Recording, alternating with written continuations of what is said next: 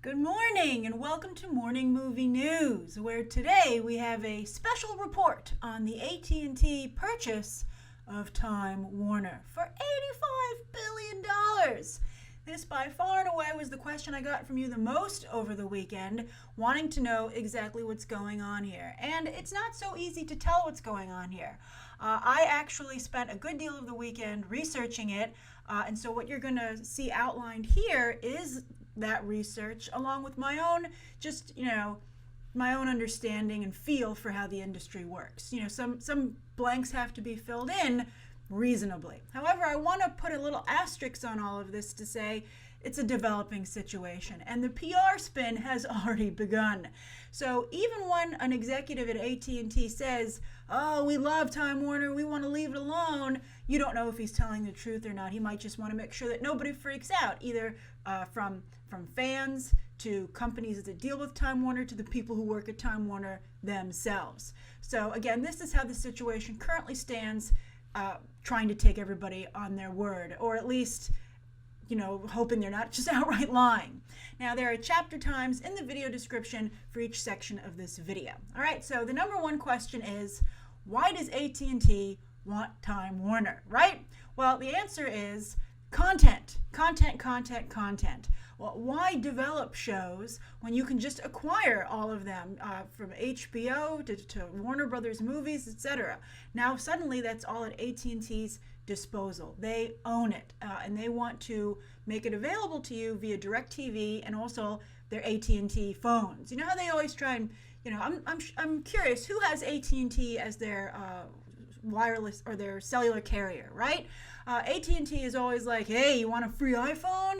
or stuff like that. So now they're going to be like, "Do you want a bunch of Warner Brothers content?" They're going to try and create packages to make you come over to, I think, to be perfectly honest, options in the cellular phone and TV arenas that haven't really been that appealing up until now.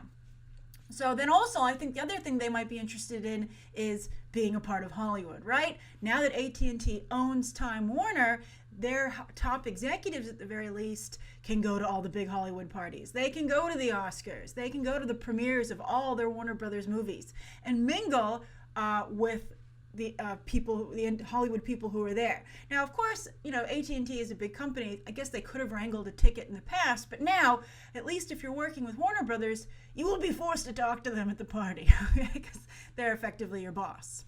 Then the question becomes, on the flip side, why does Time Warner want to be acquired by anybody, much less AT&T?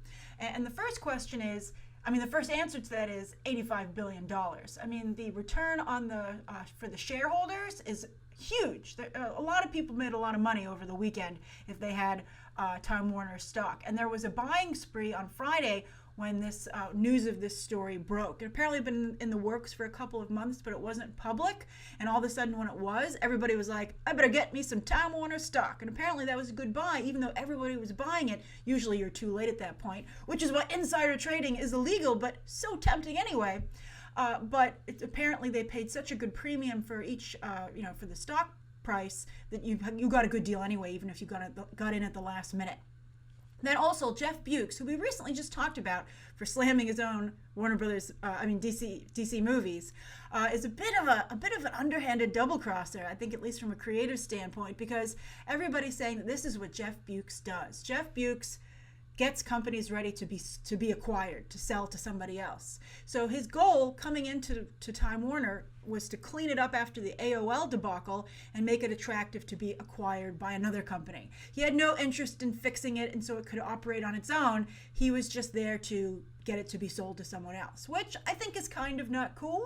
It's great, again, for all the shareholders, but I guess the person to be blamed is whoever hired Jeff Bewkes to take over Time Warner, knowing that he didn't care anything about the company. He just wanted to make sure when someone kicked the tires, they liked what they saw.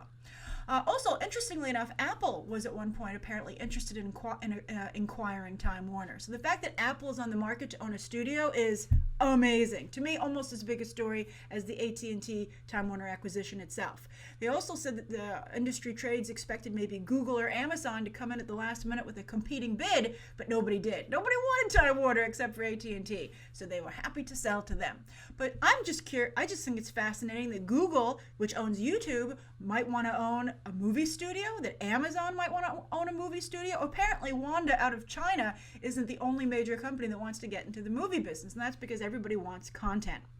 Now we're going to go off on a little side tangent here because I think it's awfully tantalizing, and that's that everybody over the weekend in the trade started to say maybe Apple will buy Disney. I saw this in comments sections as well, saying that Disney was like the only major studio left that didn't have some kind of technological distribution angle within, right? Because we recently were like, why do they want to buy Twitter over at Disney? For distribution and advertising purposes. So maybe Disney might feel they can't compete, so they would be willing to be acquired by Apple. I'm a little bit nervous about that, considering Walt's legacy and that Disney is such a creatively driven company. I think the idea of Disney being owned by someone else and not being independent anymore, I find very disturbing. I would rather that Disney and Apple perhaps merged instead of Apple owning Disney. I don't know if that's feasible. I don't know the economics and the business side to that degree. That sounds super complicated, but I would be very nervous, and I don't know if Disney, despite what's going on in the marketplace, can ever afford to be owned by a corporation. I also thought it was interesting, there was a big article on CNN saying, don't worry, CNN's still going to be independent. We're not going to be biased towards AT&T, or AT&T isn't going to tell us how to cover stories. And then the head of AT&T was like, I don't want to tell CNN what to do. I want them to remain a trusted news source. But buried deep in the article, they were like, well, because journalists at ABC are kind of ticked off when they have to promote Disney movies on Good Morning America. And I was like, what? First of all, the idea that CNN would perhaps start really like promoting Warner Brothers movies, I felt was kind of weird because I think that CNN is obviously very different than Good Morning America. And the fact that Good Morning America doesn't realize that, I find very odd. Good Morning America is a fluff morning show, right? Like if they don't promote Moana, what is Robin Roberts going to do? She's like, oh, I had a really hard-hitting piece planned for that 2 minutes. Thanks a lot, Disney, who owns ABC. Also, there's just something to be said for being part of a larger company and trying to cross-promote. That's just a reality of it. We talked about major directors, having to work in franchises and having to just check those boxes like Joss Whedon didn't want to do when he was over at Marvel. You just have to do it. It's part of the business. And if you want to be part of a major conglomerate, you have to cross-promote. I think that CNN, again, is very different than Good Morning America, so I wouldn't expect that. But I maybe would suspect, while at the same time, they were already owned by the same company. So, that's another point. Like, this isn't like CNN wasn't acquired. It was already part of the Time Warner family. And so if Warner Brothers wasn't doing it already, why would they suddenly do it? Well, we'll talk about that in just a second. There might be some reason. But I thought that was fascinating to see what was going on at Disney, and the idea that Disney could potentially be acquired and purchased by someone. It's so ridiculous. But, this is the world that we're living in. Pending government approval, of course. Then the next question I got from a lot of people was, what's going to go on with Warner Brothers Pictures, right? Because we have a big, very vested interest in that division of Time Warner.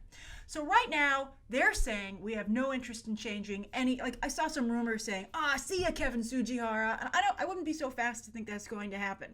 AT&T is saying we don't want to rock the boat. Everybody who's in a position creatively and as an executive at Time Warner doesn't have to worry about their job. And I would also point out what happened with Comcast and Universal when Comcast acquired NBC Universal.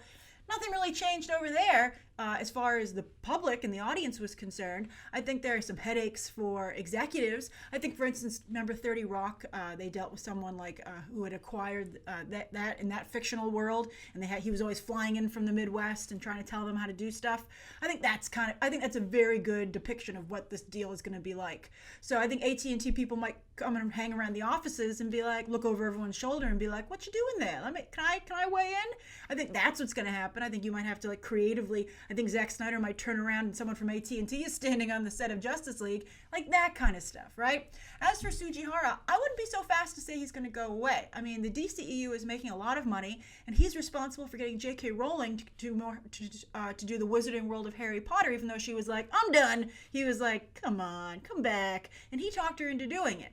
So I don't think they're going to be so quick to get rid of him necessarily. Also, if they just start making tons of changes, that's going to freak out all the investors, and that's the last thing that AT&T wants. Just remember, in the short term, AT&T just wants the content. So they don't want to disrupt the flow of content by disrupting the people who make the content. Now, who's Peter Chernin? I saw a bunch of you be like, who is this Peter Chernin? Is he going to take over for Kevin Tsujihara? Is he going to fix the DCEU or mess it up, depending on what your perspective is? Well, Peter Chernin used to run Fox, but he didn't run 20th Century Fox, the movie studio. He ran all of Fox, from the Fox News Corporation to Fox Television to Fox Movies. And that's what he might do for Time Warner. He might be the big picture guy who's atop the whole pyramid and run everything from HBO to CNN to Warner Brothers, etc. So that's what Peter Chernin, he's not going to take Kevin Tsujihara's job. He doesn't want it. And he would be paid much more in this other position. But he hasn't taken it yet. He wouldn't comment. Nobody will comment on it, but we'll see what happens. Then as for the DCEU, will we see changes in the DCEU? A lot of you were very nervous about that. I don't think, again, you're going to see them up front. First of all, Jeff Johns and John Berg were just appointed the new heads of the DCEU films. So you have to give them a chance to prove themselves after being put in that position. We haven't really seen the outcome of that yet. So I think that everyone's going to wait to see how that plays out. Also, there's so much money being made by the DCEU movies, and they have such strong support from a very vocal fan base online. I don't know if AT&T, because, you're really getting into an issue of opinion right now. I mean, I guess the Rotten Tomatoes numbers are pretty clear cut, but Rotten Tomatoes, also owned by Warner Brothers, by the way, is so now by AT&T, is kind of under siege in terms of credibility. So I think it's really tricky to go in there and mess with something that on paper, and by that I mean financially, is working. So, I mean, as we always say, these movies could be getting to $1 billion if they perhaps had better reviews and were better accepted. But I think that to some degree they might be like, well, the media is stacked against us, etc. So could we ever change the Rotten Tomato numbers no matter what we do?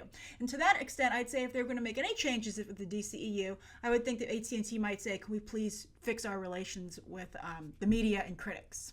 Then finally, I just want to say, in conclusion, I don't think there are going to be any creative changes up front. I think what you're going to see is more packaging of Time Warner content. I think that they're going to get the brand name out there. I think you're going to see it used to sell, again, AT&T phones or DirecTV. I think that AT&T is going to really do a lot to put this in front of you. And that could, I think, also help push a Disney-Apple, at the very least, merger. Because if they're going to be pushing all that Time Warner content in front of consumers, Disney's going to say, well, how are we going to get in front of consumers in this new digital age where people consume content on their digital devices? So, because for instance, what would iTunes look like? I put in my notes, if Disney was a part of Apple, would iTunes no longer be, impartial? Would it push Disney content above everything else? Would they create maybe a special Disney portal? It's very interesting indeed. And just again, look what happened with Comcast and the acquisition of NBC Universal. I think that that's what you should be looking at in terms of the change here creatively at Time Warner. And again, where the real change is going to take place is the way content is packaged and distributed, and that AT&T is going to try to become a major player in that arena. Maybe they'll create their own store like iTunes. That's why they made this purchase. And again, the whole deal could not be approved by the U.S. government, so we don't want to get too ahead of ourselves there either. So I hope that clarifies some of the situation for you. Thank you so much for tuning in today. Write down any further questions you have down below, and I'll try to answer them as best I can. And the regular 3-story format will return tomorrow. All right, thanks for watching. Bye.